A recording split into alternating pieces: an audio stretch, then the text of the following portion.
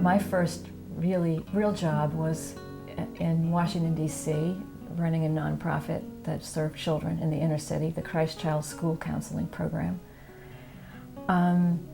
Then almost all of my volunteer work has been with psychoanalytic organizations. I'm a civil rights lawyer, and I've been fortunate to represent some wonderful people, very courageous, inspiring people. And so that work has led me in the legal world to work with organizations that are like legal aid, legal services for the poor, or the American Civil Liberties Union.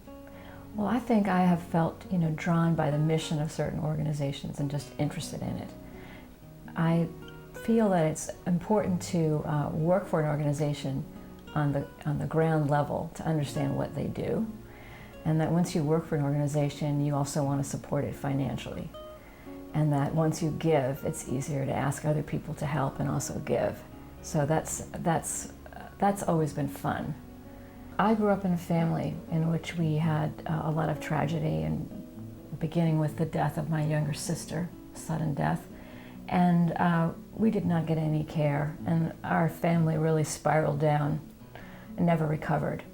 And so I really know how important it is for children and families to get help, and how terrible it is when they don't.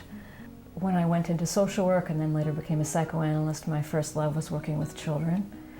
And so the Lucy Daniel Center is the premier, national model program for mental health care for children. I am inspired by these teachers and therapists and the mission that they have and a dedication to what they're doing. I was fortunate to have received a full tuition scholarship to college, and because of that I was lifted out of poverty. And I was the first woman in my family to go to college, the second person.